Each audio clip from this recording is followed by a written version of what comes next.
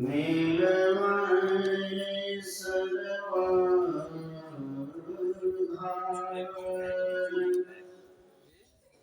मंगलमय मंगलकरण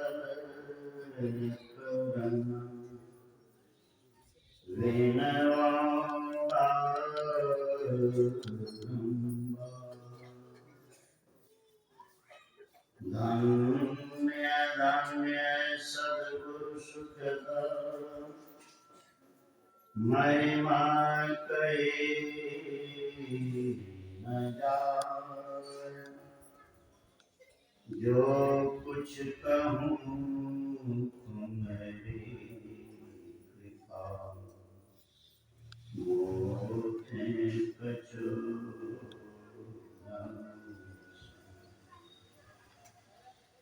बोलिए श्री सद्गुरु महाराज की जय। श्री सद्गुरु महाराज की जय। श्री सद्गुरु महाराज की जय।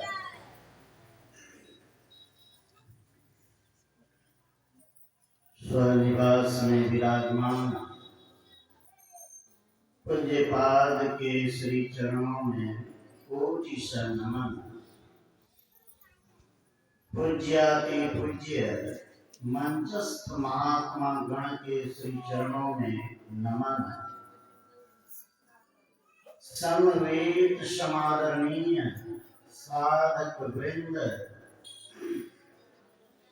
सज्जन वृंद आदरणीय माताओं एवं भक्तिमती बहनों तथा ग्रामवासी बंधुओं, अभी हम सब रामचरितमानस सार शतक सप्तम सोपान से भगवान राम के उपदेश को सुन रहे थे। जो उपदेश भगवान राम अपने भाइयों को किए। प्रसंग में हम लोग सुन रहे थे कि भगवान राम अपने भाइयों सहित साथ में हनुमान जी भी थे। एक फुलवाड़ी में टहल रहे। रामचरितमानस में है, भ्रातन सहित राम एक बारा संग परम प्रिय पवन कुमार। संग में हनुमान जी भी थे। कहाँ गए? सुंदर उपवन देखने गए। बहुत सुंदर उपवन, उपवन कहते हैं बगीचा को, फुलवाड़ी को देखने के लिए गए। उसी समय अवसर जान करके सनकादि ऋषि आए दर्शन करने के लिए भगवान राम।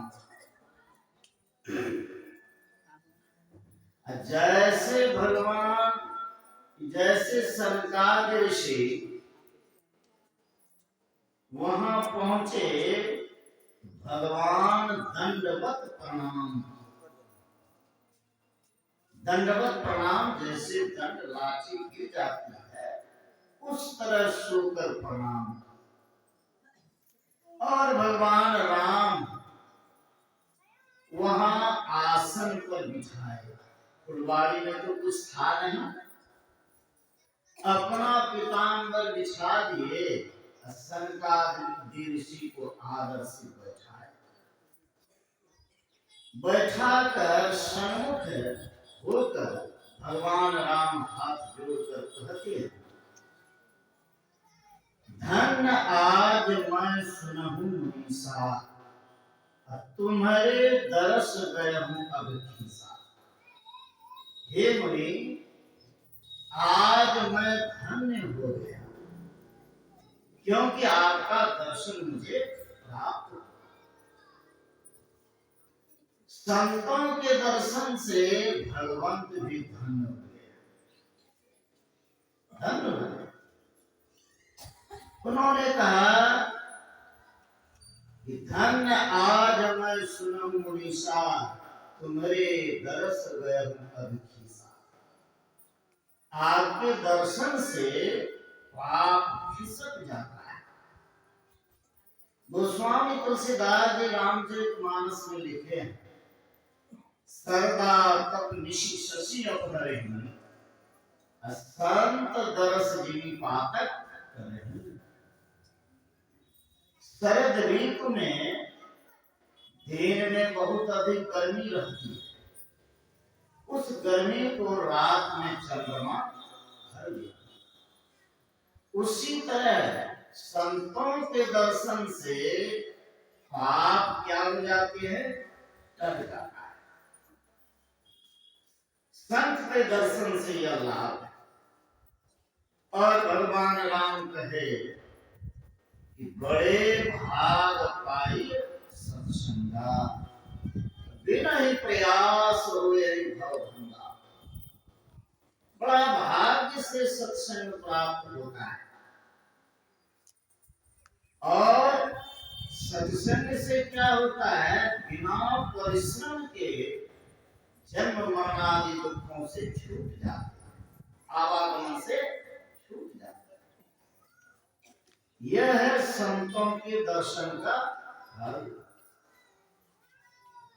सत्संग भी बड़ा भाग्य से मिलता है, ईश्वर की दया से। जब द्रवही दीन दयाल राघव, साध संगति पाइए, जय दर्श पर्श समाधि पाप राशि नसाए। गोस्वामी तुलसीदास जी कहे, ईश्वर की कृपा होती है तो संतों का दर्शन होता है, सत्संग प्राप्त होता है, और उनके दर्शन स्पर्शन से पाप राशि का नाश हो जाता है। संतों के दर्शन से यह लाभ है। इसीलिए सत्संग का बहुत महत्व है। ऐसे तो गुरु महाराज सत्संग बतलाए ही, दो प्रकार के सत्संग हैं,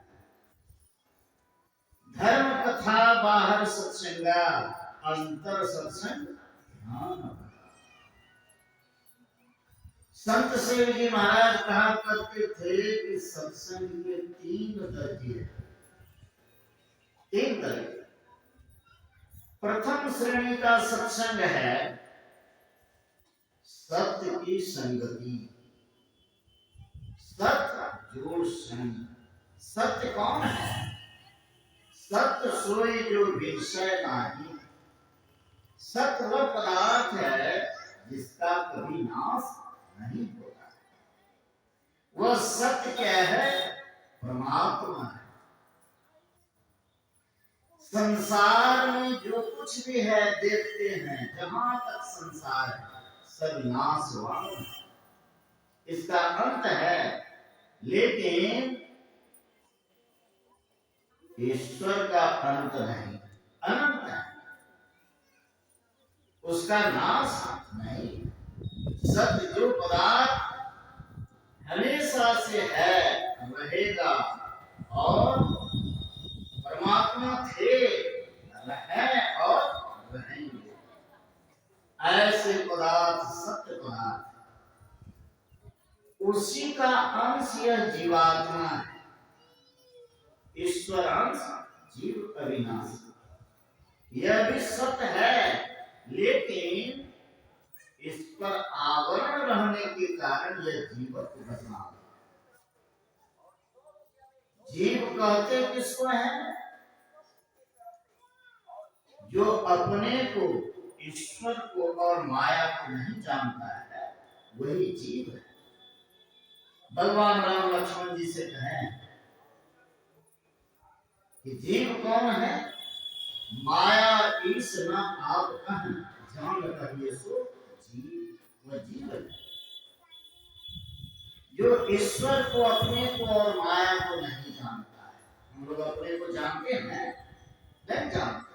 मैं कौन हूं इसका ज्ञान हमको जीवन को दशा।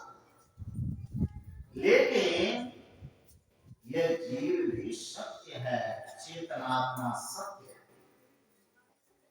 जब चेतन आत्मा के ऊपर से माया का आवरण छूट जाते हैं तो स्वयं का ज्ञान होता है। मैं कौन, अपने का ज्ञान, तब परमात्मा का पहचान। जब सभी आवरण, आवरण कितने हैं? अंधकार, प्रकाश और शब्द, ये तीनों आवरण जब छूट जाते हैं तो परमात्मा से एक मेल हो जाते हैं। जिस क्रिया के द्वारा यह काम, आवरण, सारे आवरणों से छूटते हैं, उसी को कहते हैं योग। साधन भजन करेंगे, सभी आवरणों से छूटेंगे, परमात्मा से योग होगा। परमात्मा से युक्त होना यही सबसे पहले प्रथम दर्जे का सत्संग है। प्रथम दर्जे का सत्संग है। यह कैसे होगा? यही अतिशय ध्यानाभ्यास। ध्यानाभ्यास करेंगे, सभी माया और आवरणों को पार करेंगे, परमात्मा से जान लेंगे, फिर इस संसार में नहीं आवेगा। यह प्रथम श्रेणी का सत्संग है। दूसरे श्रेणी का सत्संग है संतों का संग। जैसे अभी सनकादि ऋषि आए, भगवान राम दंडवत प्रणाम, संतों का दर्शन हुआ, यह भी सत्संग है। यदि सत्संग में पहुंचे हुए संत हो, उनके दर्शन से ही लाभ मिलता है। दर्शन से ही लाभ, चाहे वे कुछ कहें नहीं कहें, तब भी लाभ ही लाभ। इसीलिए दूसरे दर्जे का सत्संग है संतों का संग। और तीसरे दर्जे का सत्संग है जो अभी हम लोग कर रहे हैं। यह तीसरे श्रेणी का सत्संग है। यहाँ कौन संत है, कौन असंत है, कह नहीं सकते। संतों का पहचान करना बड़ा कठिन काम है। संत को कौन पहचान सकते हैं? संत ही पहचान सकते हैं। जौहरी ही बता सकता है कि असली द्रव्य है कि नकली द्रव्य है। जो जौहरी होगा वही ना बताए। साधारण जन बता सकेगा इसको नाम, इसमें कितना % खाद है सोने में? नहीं बता सकता, जौहरी ही बता सकता है। उसी तरह संतों का परख संत ही करते हैं। जो कोई कहे संत को चिन्हा, तुलसी हाथ कान पर चिन्हा। यदि कोई कहता है कि हम संत को पहचानते हैं, इसका मतलब वह भी संत है, अर्थात उसकी सूरत शब्द में लगी रहती है। जिसकी सूरत शब्द में लगी हुई है वही संत को पहचानेंगे, और जिसकी सूरत शब्द में लगी हुई है वे संत हैं, वे संत। इसीलिए कहा कि तुलसी हाथ कान पर देना, अर्थात जो शुद्ध साधना करते हैं। इसीलिए संतों को संत ही पहचान सकते हैं, दूसरा कोई नहीं। तब फिर यह जो सत्संग करते हैं हम लोग, यह सत्संग है कि नहीं? गुरु महाराज कहे यहाँ भी संतों से मुलाकात होती है। पहले लोग चिट्ठी का व्यवहार करते थे, पत्र का। अब तो पत्र का व्यवहार समाप्त हो गया करीब। लोग पत्र नहीं लिखते हैं, बात ही कर लेते हैं मोबाइल से। ऐसा प्रतीत होता है कि बहुत ऐसे छात्र होंगे जो पत्र लिखना भी नहीं जानते, पहले पत्र का व्यवहार करते। पत्र जब लिखते थे तो पत्र मिलने के बाद पढ़ करके संतुष्टि मिलती थी, सब समाचार ठीक ठाक है, ठीक ठाक। उसी तरह सत्संग में जो संतों के वाणी का पाठ किया जाता है, जिस संतों की वाणी का पाठ किया जाता है उस संतों से आधी मुलाकात है। ये आधा मुलाकात भी कम है, बहुत है। इसीलिए जब संत वाणी का पाठ हो उसको आनंद मन से सुनिए। संतों के वाणी में ही सारी रहस्य छिपा हुआ है, सब कुछ उसी के अंतर्गत है। सो नहीं करके लोग क्या करते हैं, जब पाठ होता है मन जहां संतों के वाणी तो सुनिए, संतों की वाणी ही अमृत है, वह अमृत प्रिय है। संतों के वाणी के अनुकूल चलेंगे तो अमरता को प्राप्त कर लेंगे। इसीलिए सत्संग में संतों के वाणी का पाठ किया जाता है, उसी को समझते बुझते हैं। अभी गोस्वामी तुलसीदास जी महाराज की वाणी को सुन रहे थे,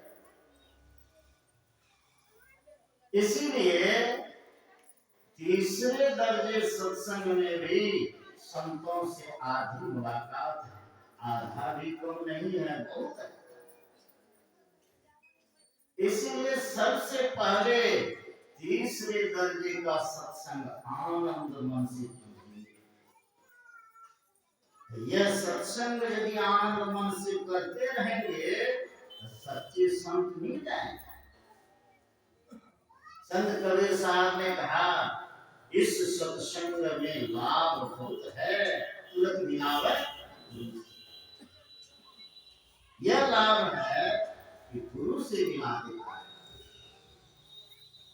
इसीलिए पहले इस सत्संग को आनंद मन से कीजिए,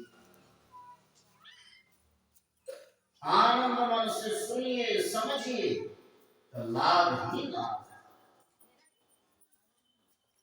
लेकिन हम लोग सत्संग में तो है, मन कहीं और है, तो ये लाभ मिलेगा?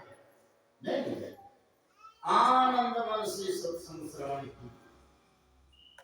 पहले तो श्रवण ज्ञान ठीक होना चाहिए, श्रवण ज्ञान ठीक होना चाहिए। ज्ञान 4 प्रकार के, श्रवण मनन निधिध्यासन और अनुभव। श्रवण ज्ञान कैसा होना चाहिए? सुंदरदास जी महाराज की वाणी में है कि जब ही जिज्ञासा हुई चित्त एक ठौरानी, मृग जौ सुनत नाद श्रवण सुख है। यह है श्रवण ज्ञान। सुनेगा कौन बढ़िया से? जिनको जानने की इच्छा है, जो जिज्ञासु है वही ना सुनेगा बढ़िया से।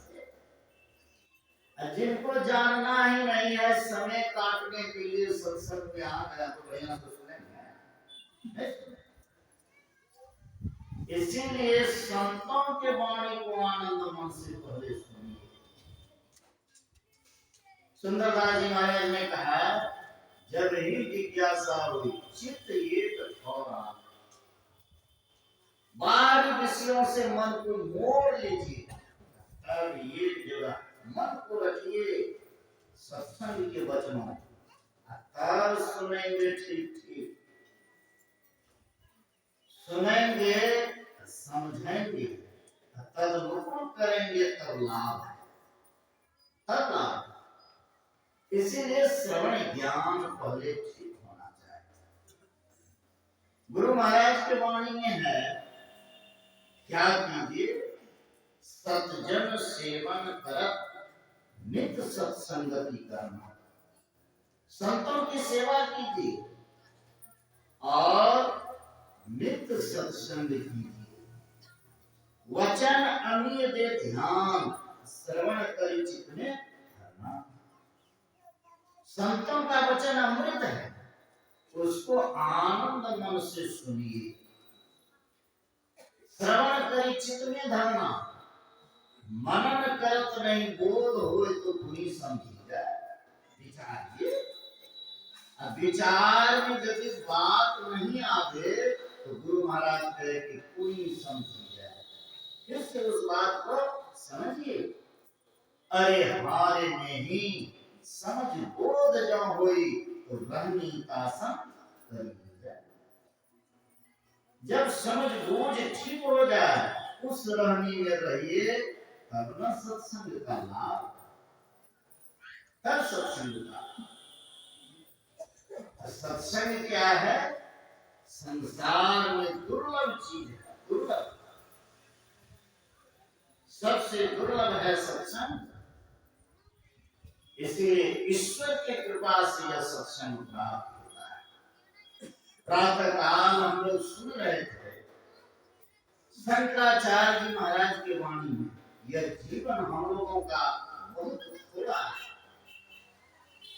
जीवन कैसा है? शंकराचार्य जी महाराज ने कहा, नरनी दलगत जलमति करुणन तद्वत जीवनमति सैठपन क्षण में सज्जन संगति विका भवति भवार नव करने मौका।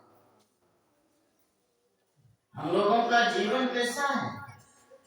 इसी का अनुवाद भूपेंद्रनाथ सन्याल जी ने किया पद्य में।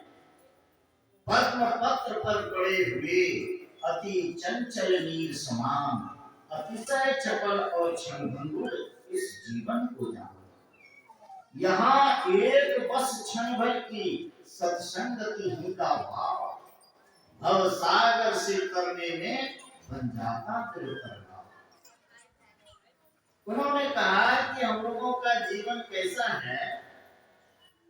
नलिनी दलगत जलमति करना। नलिनी करते हैं कमल, कमल के पत्ते पर पानी का बूंद रहे तो ये स्थिर रहेगा, चंचल रहेगा। उसी तरह यह जीवन हम लोगों का है, चंचल जीवन है। कब वह पानी का बूंद गिर जाए, पत्ते से ठिकाना है। उसी तरह यह जीवन भी है, कब चला जाए ठिकाना ठिकाना नहीं है। कुछ बात बाबा बता रहे हैं। श्री सद्गुरु महाराज की जय, श्री सद्गुरु महाराज